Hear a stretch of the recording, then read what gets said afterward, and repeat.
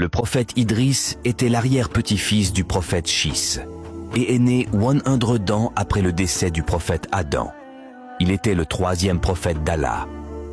Le prophète appelait les gens à adorer Allah et de ne pas commettre de péché. Il était un homme intelligent et enseignait aux gens de nouvelles techniques. Il fut le premier homme à introduire l'écriture et à montrer aux gens comment mesurer les poids avec la balance. Il leur a enseigné les mouvements des planètes. Il fut le premier homme à fabriquer les armes de chasse et de défense et il a aussi enseigné aux gens la couture.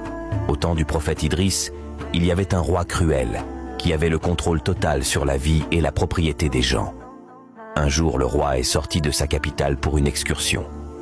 En route, il a vu un joli jardin qu'il a beaucoup aimé. Il a appelé le propriétaire du jardin et lui dit de lui remettre le jardin. Le propriétaire, qui était un homme pieux, a répondu que grâce au jardin, il subvenait aux besoins de sa famille et qu'il ne voulait pas le lui remettre. Le roi a offert de l'acheter, mais le propriétaire a refusé. Le roi est retourné à son palais de mauvaise humeur. La femme du roi était une femme méchante. Quand elle sut ce qui s'est passé, elle a conseillé au roi d'appeler certains de ses amis sans scrupules comme des témoins au tribunal. Elle leur a demandé de jurer que le propriétaire n'était pas un simple croyant, mais qu'il était aussi en train de comploter contre le roi. Quand ces menteurs ont témoigné devant le tribunal, le propriétaire fut appelé et accusé de ces crimes. Bien qu'il jurait qu'il était innocent, le roi ne l'a pas écouté et l'a tué. Puis il confisqua la terre de l'homme pour lui-même.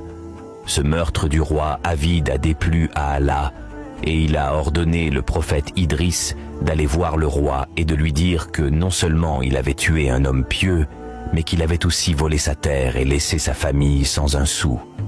Le prophète Idriss a aussi été ordonné de dire au roi qu'Allah le punirait en reprenant sa royauté, en détruisant sa capitale et en donnant à manger aux chiens la chair de sa femme.